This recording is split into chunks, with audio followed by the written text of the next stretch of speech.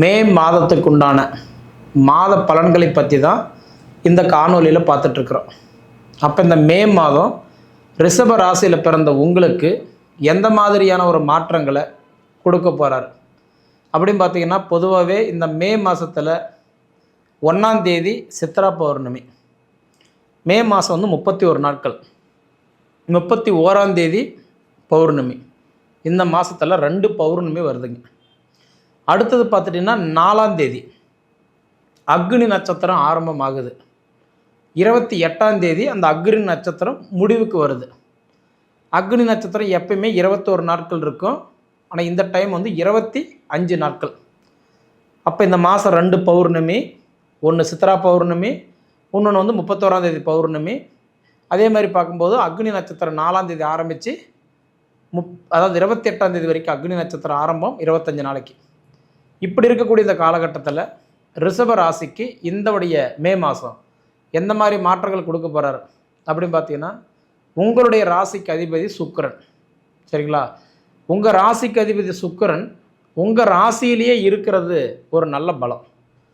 இப்போ சுக்கிரன் ஒரு வீட்டிலிருந்து இன்னொரு வீட்டுக்கு மாறுறதுக்கு 1 மாதம் டைம் எடுத்துக்குவார். ஒரு ரவுண்டு வர்றதுக்கு 1 வருஷம் டைம் ஆகும். அப்போ சுக்கிரன் ஒரு ரவுண்டு அடிச்சுட்டு இப்போ உங்கள் வீட்டில் தான் வந்து உட்காந்துருக்கிறார். அப்போ மீண்டும் சுக்கிரன் உங்கள் வீட்டுக்கு வரணும்னா இன்னும் நீங்கள் 1 வருஷம் வெயிட் பண்ணணும். சரிங்களா? அப்போ சுக்கிரன் வந்து இப்போ உங்கள் வீட்லேயே உட்காந்துருக்கிறாருன்னா 1ஆம் தேதியிலிருந்து 13ஆம் தேதி வரைக்கும் சுக்கிரன் உங்கள் வீட்டில் தான் இருப்பார். 14ஆம் தேதி தான் ரிஷபத்திலிருந்து மிதுனத்துக்கு மாறுறார். அப்போ தன்னுடைய ராசிக்கு அதிபதி தன்னுடைய வீட்டுக்குள்ளே இருக்கிறது ஒரு நல்ல வாய்ப்பு. சுக்கிரன் பொறுத்த வரைக்கும் நல்லா இருந்துட்டாருன்னு வச்சுக்கோங்களேன், மெயினாக கடன் பிரச்சனை தேர்ந்துடும். ஏன்னா திடீர்னு அதிர்ஷ்டம் கொடுக்குறவரே சுக்கிரன் தான். கொடுக்குறவர் கூரை பிச்சுக்கிட்டு கொடுப்பான் சுக்கிரன்னு சொல்லுவாங்க. பார்க்குறவங்க சொல்லுவாங்க, உங்களுக்கு என்னப்பா சுக்கிரன் சடிச்சிருச்சு அப்படிம்பாங்க. அதனால் எனக்கு தெரிஞ்சு உங்கள் ராசி அதிபதி சுக்கிரன் உங்கள் ராசியிலேயே இருக்கிறது ஒரு அற்புதமான வாய்ப்பு. அதனால் 14 நாட்களுக்கு சுக்கிரன் உங்களுக்கு சூப்பராக சப்போர்ட் பண்ணுவார். இந்த வாய்ப்பெல்லாம் எதுக்கு அப்படின்னு கேட்டால், இந்த வண்டி வாங்குறதுக்கு, காரு வாங்குறதுக்கு, வண்டி வாகனம் மாற்றுறதுக்கு, புதுப்பிக்கிறதுக்கு, வீட்டு வேலை ஆரம்பிக்கிறதுக்கு, வீடு கட்டுறதுக்கு, வீட்டுக்கு சம்மந்தப்பட்ட அதாவது ஆல்ட்ரேஷன், இந்த மாதிரி விஷயத்துக்கெல்லாம் இது கண்டிப்பாக சூப்பராக வேலை செய்யும். அது போக வீட்டுக்கு தேவையான இந்த ஆடம்பர பொருட்கள், அத்தியாவசிய பொருட்கள் இது எல்லாம் வாங்குறதுக்கு உங்களுக்கு 14 நாட்கள் வரைக்கும் சுக்கிரன் நல்லா சப்போர்ட் பண்ணுவார்.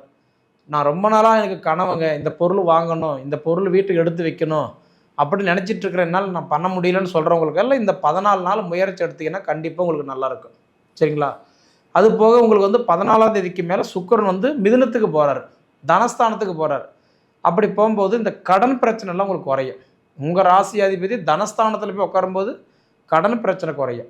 அதே மாதிரி குடும்ப பிரச்சனை குறையும். குடும்பஸ்தானம் இல்லையே 2ஆம் இடம், கணவன் மனைவிக்குள்ளார இருக்கிற கருத்து வேறுபாடு, தாய் தந்தைகளுக்குள்ளார இருக்கிற சங்கடம் இதெல்லாமே கண்டிப்பாக சரியாகும்.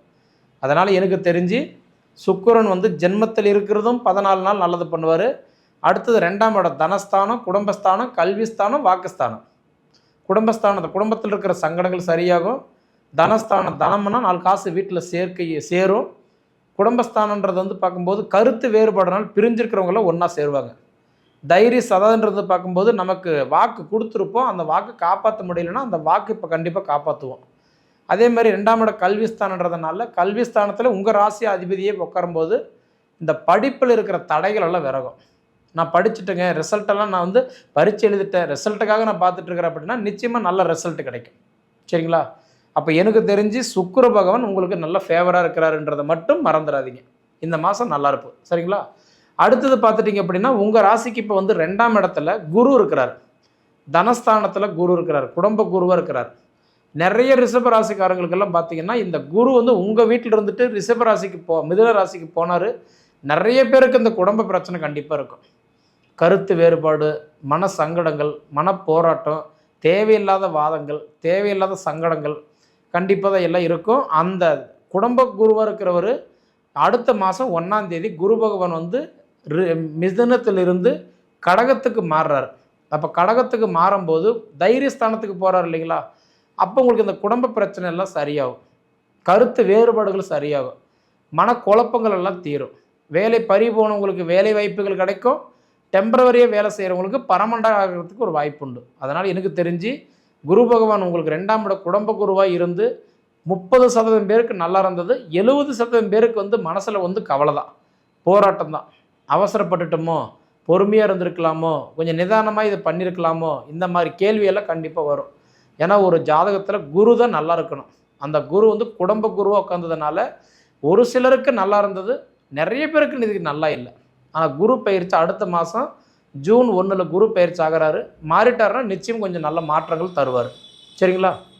அடுத்தது உங்களுக்கு வந்து பார்க்கும்போது 4ஆம் இடம் சுகஸ்தானத்துக்கு அதிபதி யாருன்னு கேட்டால் சூரியன். அந்த சூரியன் போய் 12ல் உட்காந்துருக்கிறார். 14 தேதி வரைக்கும் கண்டிப்பாக உங்களுக்கு வந்து இந்த குடுக்கல் வாங்கல் கொஞ்சம் டிலே ஆகும். 2வது தொழிலில் கொஞ்சம் குழப்பம் இருக்கும். குடும்பத்தில் கொஞ்சம் கருத்து வேறுபாடுகள் இருக்கும். பொதுவாக தொட்டதை தொலங்கலை, வச்சது விலங்கலை, எதிர்பார்த்ததை நடக்கலைன்ற மாதிரி கேள்வி இருக்கும். ஏன்னா 4ஆம் இடத்துக்கு அதிபதி சுகஸ்தானத்துக்கு அதிபதி 12ஆம் இடத்துல போய் மறைஞ்சு நிற்கிறாருன்னா 14 தேதி வரைக்கும் சூரியன் வேலை செய்ய மாட்டார். அப்போ 14 தேதிக்கு மேலே என்ன பண்ணுறாருன்னா சூரியன் வந்து உங்கள் வீட்டுக்கே வராரு. சரிங்களா? உங்கள் ராசிக்கே வரார். அப்போ சூரியன் உங்கள் ராசிக்கு வரும்போது தான் உங்களுக்கு தொழிலில் முன்னேற்றம், குடுக்கல் வாங்கல நல்ல பலம், 2வது எதிர்பார்த்த காரியம் வெற்றியாகவும் சுபகாரியம் நடக்கிறதுக்கு வாய்ப்புண்டு. ஆனால் இப்போ என்ன தான் நீங்கள் தேனெல்லாம் பூசி தெருவெல்லாம் உருண்டுறனாலும் ஒற்றை மண் தான் ஒட்டுன்ற மாதிரி இப்போ என்ன தான் முயற்சி எடுத்தாலும் கண்டிப்பாக தாமதமாகும். அதனால் எனக்கு தெரிஞ்சு சூரியன் உங்களுக்கு வந்து 12ஆம் இடத்துலேருந்து உங்கள் ஜென்மத்துக்கு வரணும். பொதுவாக எந்த ராசியாக இருந்தாலும் எந்த கிரகமாக இருந்தாலும் 12ல் போய் உட்காரக்கூடாது. உட்காந்த கிரகம் சுத்தமாக வேலை செய்யாது. சரிங்களா? அதனால் எனக்கு தெரிஞ்சு இந்த 14 நாளைக்கு சூரியன் உங்கள் ராசிக்கு வர வரைக்கும் கண்டிப்பாக ஒரு சில விஷயம் நீங்கள் யோசித்து பண்ணுறது ரொம்ப நல்லது. அதே மாதிரி உங்களுடைய 2ஆம் இட தனஸ்தானத்துக்கு அதிபதி யாருன்னா புதன் தான். அந்த புதனும் இப்போ 12ஆம் இடத்துல தான் நிற்கிறாரு. சூரியனும் புதனும் ஒன்றா சேர்ந்து தான் மேசராசியில் இருக்குது. அப்போ 2 கிரகம் பார்த்தீங்கன்னா ஒரே டேட்லேயே தான் 2 பேரும் உங்கள் ராசிக்கு வராங்க. 15ஆம் தேதி 2 கிரகமும் உங்கள் ராசிக்கு தான் வருது. அப்படி வந்து உங்கள் ராசியில் புதன் ஆதித்ய யோகம் 15ஆம் தேதியிலிருந்து 29ஆம் தேதி வரைக்கும் புதன் ஆதித்ய யோகம் 14 நாளைக்கு உங்கள் வீட்டில் இருக்கும். அப்படி இருக்கும்போது நிச்சயமாக நம்ம வீட்டில் நல்ல செய்தி வரும். அந்த நல்ல செய்தின்றது குழந்தைக்கு பெரிய மனசாகிறதா இருக்கலாம், அதாவது புத்திர பாக்கியத்துக்காக ஏங்கிட்டு இருக்கிறவங்களுக்கு குழந்தை பாக்கி கொடுக்கலாம், திருமணம் வரன் பார்த்துட்டு இருக்கிறவங்களுக்கு திருமண யோகமாக இருக்கலாம், இல்லை வேலை வாய்ப்புகளுக்கு எதிர்பார்த்துட்டு இருந்தீங்கன்னா அந்த வேலை வாய்ப்பாக இருக்கலாம். பொதுவாக ஏதாவது எதிர்பார்த்துட்டு இருந்தீங்கன்னா அந்த காரியம் உங்களுக்கு சக்ஸஸ் ஆகும். எனக்கு தெரிஞ்சு இப்போ இதில் முதல் விஷயம் என்னென்னா உங்கள் ராசிக்கு அதிபதி உங்கள் ராசியிலே இருக்கிறது உங்களுக்கு ஒரு நல்ல பலமாக போச்சு. இது 14 தேதி வரைக்கும் சுக்கிரன் உங்கள் வீட்டில் இருந்து நல்லது பண்ணுவார். அடுத்தது அவர் தனஸ்தானத்துக்கு போய் நல்லது பண்ணுவார். இப்போ குரு பகவான் நல்லதை பண்ணலை. இந்த ஒரு மாதம் மட்டும் கொஞ்சம் நீங்கள் பொறுமையாக இருந்தீங்கன்னா அடுத்தது குரு பகவான் வந்து மிதுன ராசியிலிருந்து கடகராசிக்கு மாறும்போது நிச்சயமாக உங்களுக்கு நல்ல வளர்ச்சி கொடுக்காரு. ஏன்னா ஒரு தைரியஸ்தானத்துக்கு போயிடுவார், தைரிய குருவை வந்துடுவார். அப்போ தான் தொட்டதை தொலங்கும், வச்சதை விளங்கும், எதிர்பார்க்கறது நடக்கும். சரிங்களா? இப்போ உங்களுக்கு அதே மாதிரி 12ஆம் இடத்துக்கு அதிபதி செவ்வாய் பகவான் 11ஆம் இடத்துல மீன ராசியில் இருக்கிறாரு. லாபஸ்தானத்தில் செவ்வாய் இருக்கிறார். முதல்ல 10 நாளைக்கு செவ்வாய் பகவான் உங்களுக்கு நல்லது பண்ணுவார். ஏன்னா 10 தேதிக்கு மேலே பார்த்தீங்கன்னா 11ஆம் தேதி வந்து அவர் தன் சொந்த வீட்டுக்கே வரார். என்னதான் சொந்த வீட்டுக்கு வந்தாலும் அவர் வந்து உங்கள் ராசிக்கு 12ஆம் இடத்துல வந்து மறைகிறார் இல்லையா? அப்போ செவ்வாய் வந்து 12ல் மறைகிறதுனால இந்த உடல் உபாதைகள் கொஞ்சம் கண்டிப்பாக இருக்க தான் செய்யும். அதனால் ஹெல்த்தி விஷயத்தில் கொஞ்சம் கவனமாக இருங்க. அதனால் எனக்கு தெரிஞ்சு அதாவது வந்து சனி பகவான் உங்கள் ராசி டைரெக்டாக 3ஆவதாக பார்க்குறதுனால, ஏன்னா சனி பார்வை 3, 7, 10. அப்போ சனி உங்கள் ராசி 3ஆம் இடமாக பார்க்குறாரு இல்லையா? அப்படி பார்க்குறதுனால நிச்சயமாக எனக்கு தெரிஞ்சு இந்த வண்டி வாகனம் வாங்குறது, தொழில் ஆரம்பிக்கிறது, குடுக்கல் வாங்கல், அதாவது பண விஷயத்தில் எது செய்கிற மாதிரி இருந்தாலும் கொள்ளைக்கு பணம் கூட கூட்டு வேண்டாம். சரிங்களா? அதனால் கூட்டு பிஸ்னஸ் வேண்டாம். அதாவது ஒரு விஷயம் சிந்தித்து செயல்படுங்க. ஒரு விஷயம் கலந்து ஆலோசித்து முடிவு எடுத்திங்கன்னா கண்டிப்பாக அந்த காரியம் வெற்றியாக இருக்கும். இப்போ எனக்கு தெரிஞ்சு உங்களுக்கு எல்லாமே ஃபேவராக தான் இருக்குது. நவகிரகம்னு சொல்கிறது 9 கிரகம்.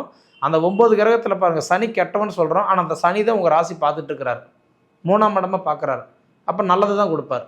குரு வந்து நல்லவர்னு சொல்கிறோம், ஆனால் அந்த குரு வந்து குடும்ப குருவாக இருக்கிறார், தேவையில்லாத மனஸ்தாபங்களை கொடுத்துட்ருக்கிறார். இந்த ஒரு மாதத்துக்கு அப்புறம் குரு மாறினா இன்னும் குரு நல்ல வேலை செய்வார். அப்போ உங்கள் ராசிக்கு அதிபதி உங்கள் ராசியிலே இருக்கிறது நல்ல பலம். 12ஆம் இடத்துக்கு அதிபதி செவ்வாய் வந்து 11ஆம் இடத்துல 10 நாள் இருப்பார். இந்த 10 நாளைக்கெல்லாம் பார்த்தீங்கன்னா இந்த பண விஷயம் எதிர்பார்த்துட்டு இருந்தேன்னா கண்டிப்பாக வரும். ஆனால் 10 தேதிக்கு மேலே செவ்வாய் வந்து கொஞ்சம் டிலே படுத்துவான். அது போக 12ஆம் இடத்துல சூரியனும் சுக்கிரனும் அதாவது புதனும் இருக்கிறதுனால 15 நாள் வரைக்கும் கொஞ்சம் நிதானமாக செய்யணும். எனக்கு தெரிஞ்சு பொது பலனில் ஒரு கிரகம் கொடுக்கும், ஒரு கிரகம் கெடுக்கும். சரிங்களா? எல்லா கிரகம் கொடுக்குன்னு சொல்ல முடியாது, எல்லா கிரகம் கெடுக்குன்னு நம்ம சொல்ல முடியாது.